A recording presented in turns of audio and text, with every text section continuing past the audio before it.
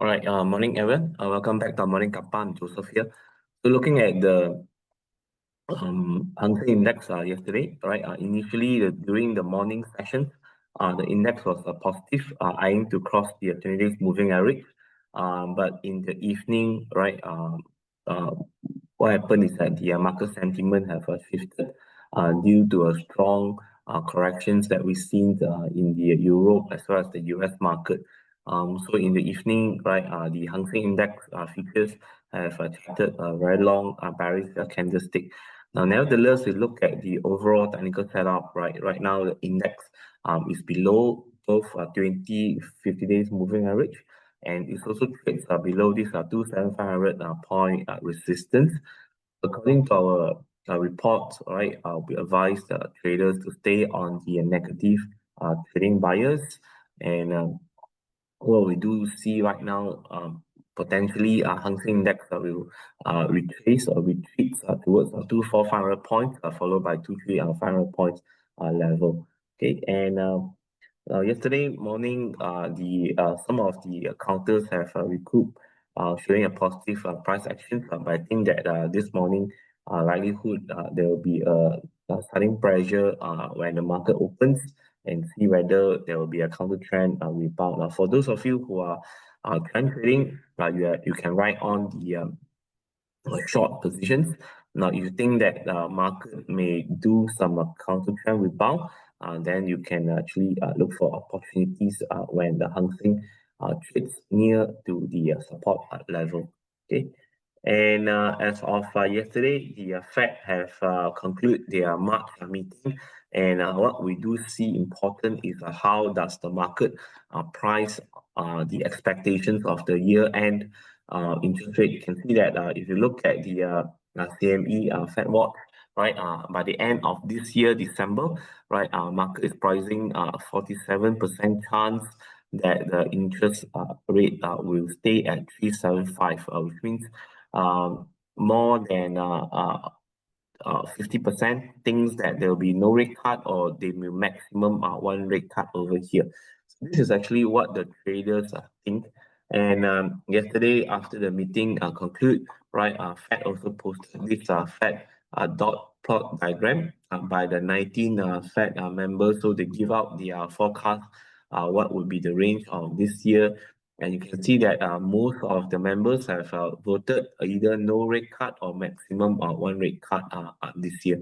Then on next year, 2027, the rate may move downwards to 3.5 to 3.25, and then followed by 2028 somewhere at 3%. So the two what the traders view and also the Fed members view shows that due to the Iran war, right, inflations will start actually moving up, and it's not time to cut the interest rate yet.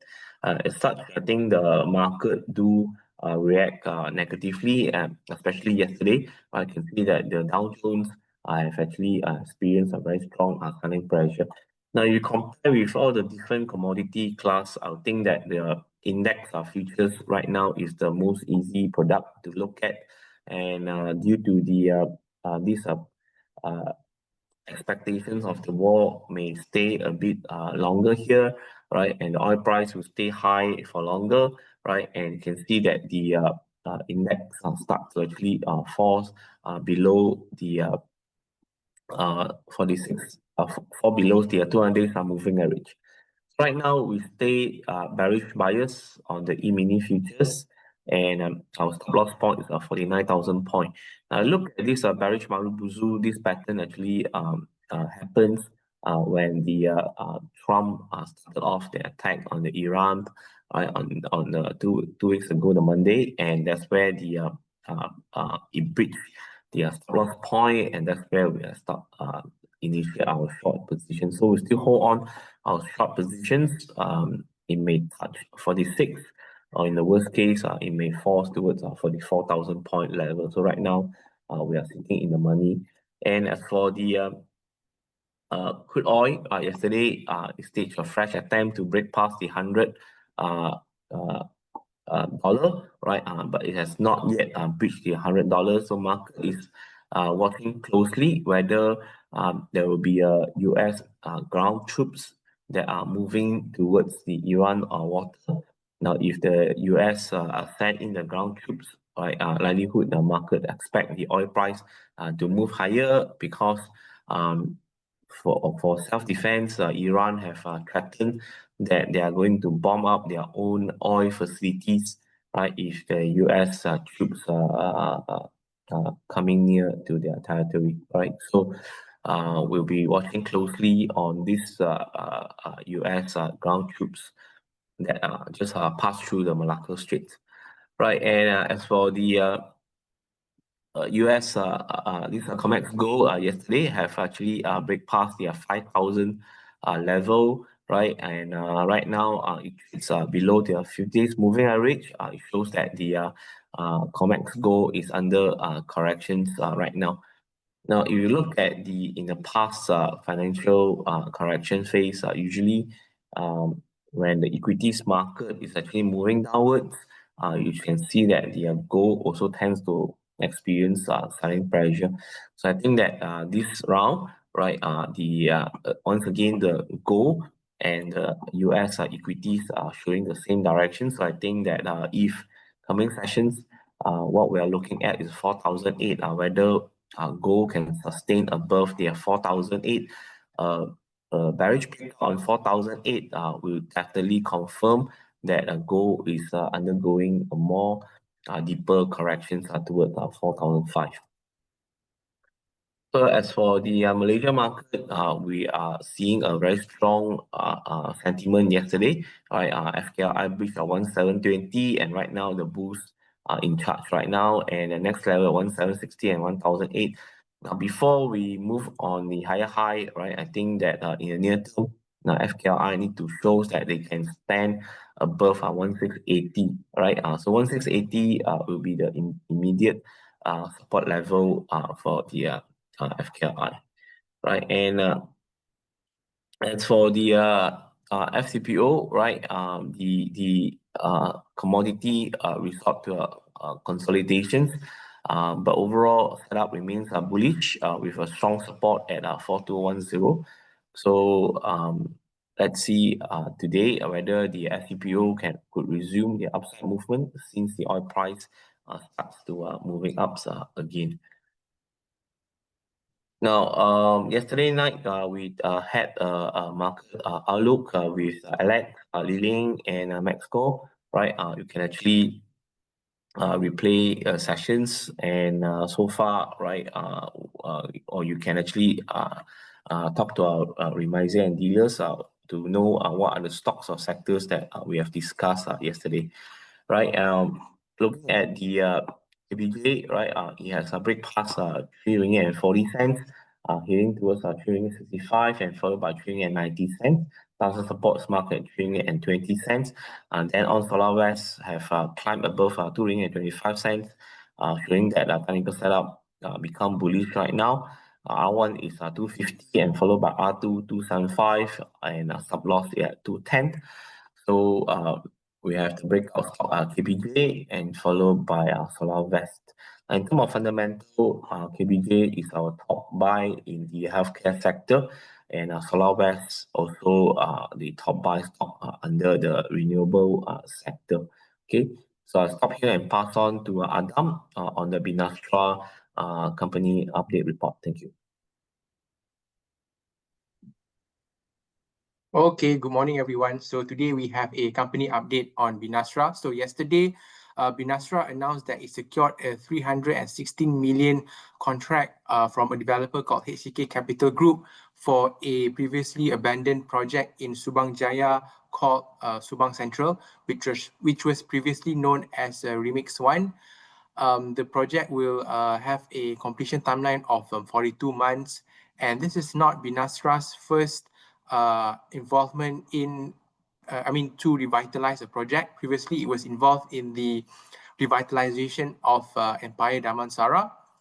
And as a result of this latest job win, year-to-date FY27 new wins has amounted to about 819 million ringgit versus our 3 billion ringgit job replenishment target for FY27. Order book stands at about 7.1 billion ringgit, which translates to a cover ratio of 7.5 times, one of the highest under our coverage. This latest job essentially tells us that Binastra is venturing into new clients on top of its key core clients like Exim and Maxim Global, which is positive as it may reduce client concentration risk. And even for example, last year for FY26, they secured a new client called CPI Land for a project in Kuala Lumpur. And we understand that through latest news articles that CPI Land plans to launch 3 projects in calendar year 2026 with a total GDV value of 2.4 billion ringgit. And, this presents an opportunity for Binastra to bid for the project and hence, increase its order book or job wins for FY27. So all in, we made no changes to our earnings estimates given that the latest job win is within our 3 billion ringgit job replenishment assumption for FY27, maintained by an unchanged target price of 2 ringgit and 72 cents. So that's all from me. I will pass on the floor to the next speaker. Thank you.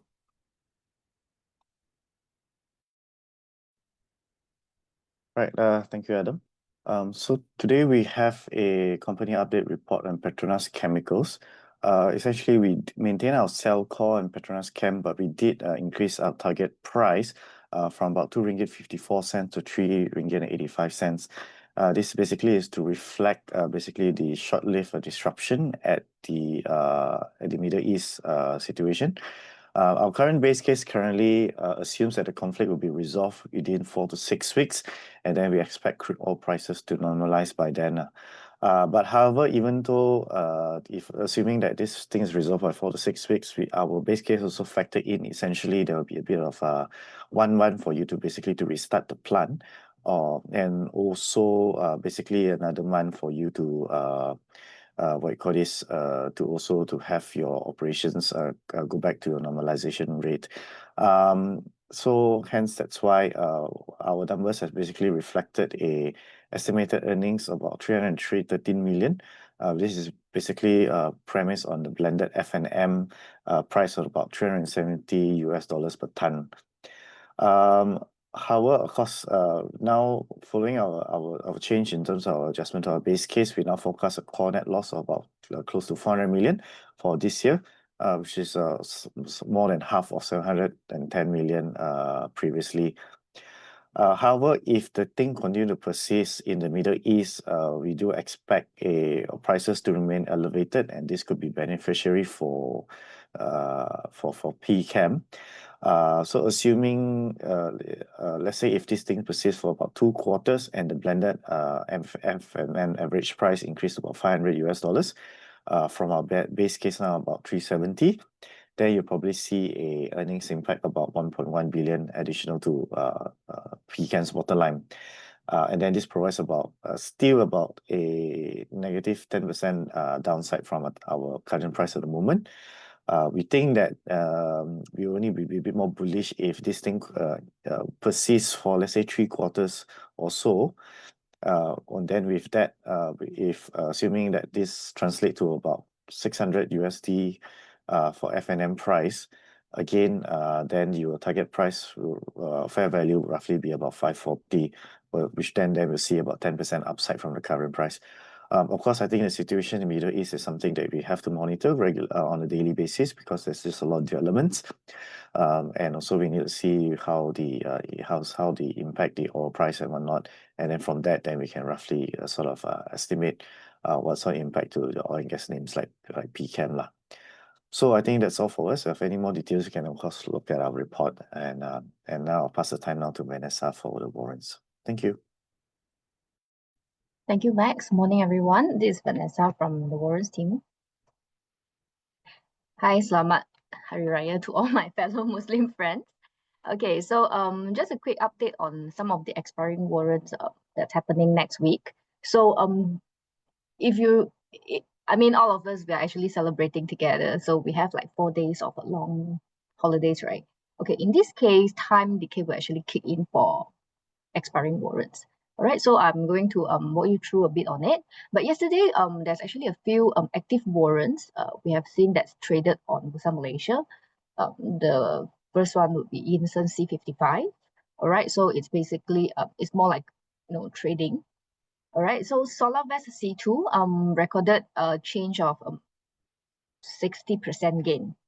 Okay, so it's from it actually achieved like 4 cents of bid price at the end of the day with an effective gearing of 5 times. Right, so if you're also bullish on SolarVest together with the technical analyzer provided by Joseph earlier on, then SolarVest C2 is one of the quite a good option.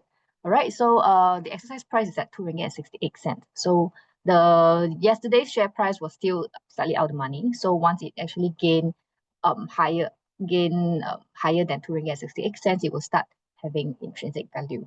Right, so not to forget M Cement CK. Yesterday we also saw some active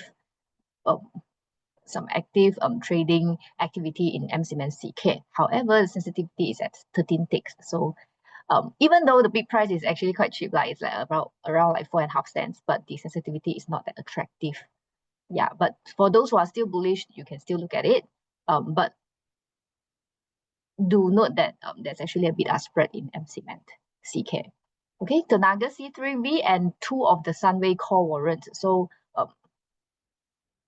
moving along with the newly listed Sunway Medical shares. Sunway market share also has moved. Sunway C51 and Sunway C57, both of these are actually issued by RHB warrant team. All right. However, they have different specifications.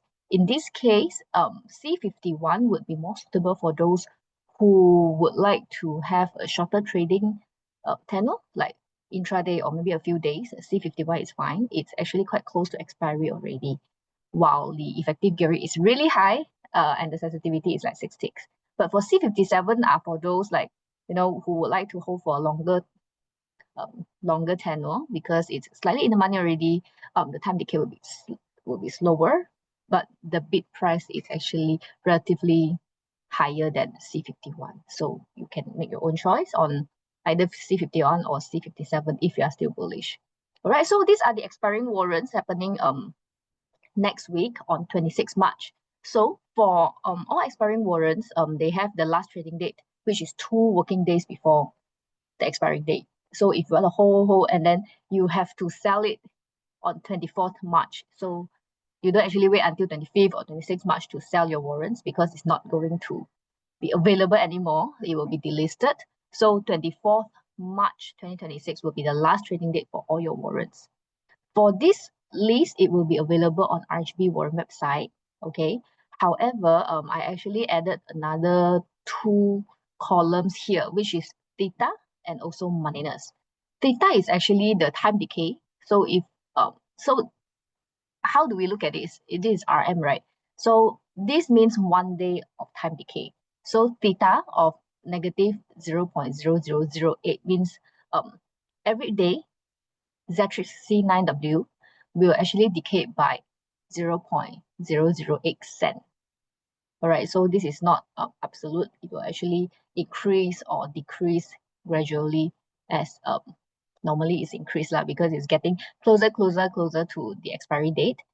Yeah, so this will actually affect your time value of the warrant's time value. So if you have any of it, remember to sell it off in the market before the expiry date or before the last trading date, and also not to suffer more of the time decay because there's 4 days holiday. So imagine 4 days, it will actually impact your warrant price, right? So another one would be moneyness. So this moneyness is just purely from yesterday's closing to the exercise price that has been fixed. Okay, so for all cash settlement of warrants, we will actually take 5 days of closing average price. But I just put it here because with current market situation, it's actually hard for us to anticipate that whether this will remain in the money. Like for example, PCAM C1X is slightly in the money. it's like 4 ringgit 90 cents, but then the exercise price is 4 ringgit 88 cents. So this could actually, maybe the last 2 days, the share price, the mother share price dropped, and then it will became out of the money. And then it's actually not favorable for you, for all the investors. Yeah, because currently I think the bid price is still at 2.5 cents, so there are still value in the warrant. While there are some of the warrants that is already out of the money, like EcoShop CR, 1 ringgit at 42 cents in the share, while the exercise price is 1 ringgit at 60 cents. So if you're holding any of it, there's still some queue in the market willing to buy it back from you, then you can actually do it. You can actually do so to sell it off instead of waiting and wait for cash settlement, right? So this is the long list. You can actually check on all of this using the RHB World website. Okay, so this is the comparison of the cash settlement of both expiring warrants, Tenaga C3K and Netgate C1. So if I assume, so this is a calculator on the website, if I assume that 5 days closing average of Tenaga is around 14 ringgit 34 cents, so I minus off the exercise price, I'll be able to get back some of the cash because it's still in the money. While for Netgate C1, it's already out the money because the price that I calculate manually, that is around like 60.8 cents for Netgate mother share. Even though I have 100,000 units in my hand, this Netgate C1 warrants, but the exercise price is at 1 ringgit 35 cents. It's far out the money. At the end of the day, I will not be getting any cash settlement. All right, so bear in mind that the moneyness of the warrants is really important. And then this tool will be available on the RHB World website. It's very hidden. So since you are here, I share with you. So this is the screen of warrant details, right? You go to box warrant details, you search on this, whatever warrant is expiring soon. Just click on this green color thing that's blinking, and then you'll be able to key in if you expect it to be 80 cents on these 5 days, and then 100,000 is still 0. So if you want to get back some money, right, it has to be higher than 1 ringgit 35 cents. For example, 1 ringgit 40 cents in a few days' time, which is very unlikely because there's 4 days of holiday, right? Then it's about 1,002 for cash settlement. This indicative is not a guaranteed, but it will actually help you on how to calculate the cash settlement amount. All right, so today, if you are also, you have aligned view with Adam on Binastra, we actually have 2 Binastra warrants that is available in the market, but the one that is tradable, there's only Binastra CD. Yeah, because Binastra CA is expiring very soon, so you will actually notice a widened bid and ask spread. But for Binastra CD is the expiry is in May. Yeah, so if it's in May, so you have more time to trade, and the price of Binastra CD is actually relatively cheaper than the mother share. Yeah, so it's at about 2.5 cents and 3 cents. So it depends on what's the opening price of the mother share, and then you'll be able to spot it using these live price metrics. All right, so that's all from us today. I hope you will have a very good holiday and Raya. Okay. Thank you so much for dialing in. We'll see you next week at the same time, RHB Morning Cup at 8. Thank you.